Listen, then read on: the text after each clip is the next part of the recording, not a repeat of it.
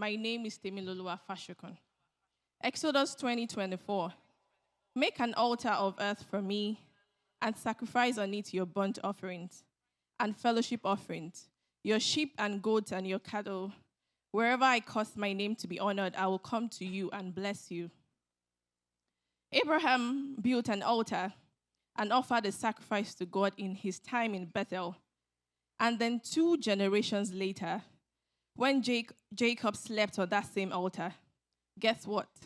That altar was still alive and speaking.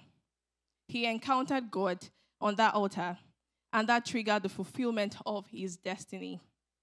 Also, because of a covenant that Abraham had with God, you get to declare today that Abraham's blessings are yours. Now, we know that the devil steals these principles.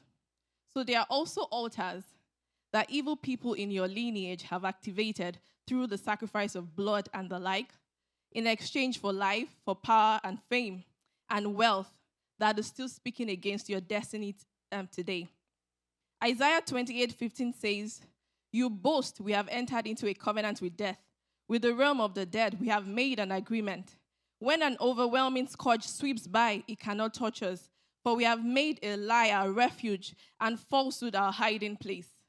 These evil men made a covenant with the realm of the dead, fully aware that the effect of the altars will not touch them, but their future generation. So these altars then begin to speak in your lineage or bloodline in the form of negative patterns, curses, or things do not go as they should. For example, they speak as premature death, barrenness, lust, addiction to pornography, drugs, and alcohol, delay, joblessness, poverty, divorce, stagnation, diseases, sicknesses, and strife, and every other negative cycle you can think of. These altars are responsible for the dysfunction in your family, in your community, and even nations. The enemy holds on to the legal right it has over you through the evil covenant your ancestors have entered. This evil covenant and altars have dominated your life and well-being, and you might be a tongue-speaking Christian confessing that you are the head and not the tail, but your life is pointing to being the tail. God respects covenant as the spirit realm is a legal realm that is capable of justice, judgment, and equity. And until you formally detach yourself from these altars and covenant and bind the strong man behind these altars, you might continue to live a defeated life. You might say that you're born again, and those things do not count over your destiny. I agree with you. Being born again is the first step to taking your victory. But to be a consistent victor, you will need to build your own consecrated and consistent prayer altar, backed with the power of the Holy Spirit, and begin to legalize new patterns in your bloodline.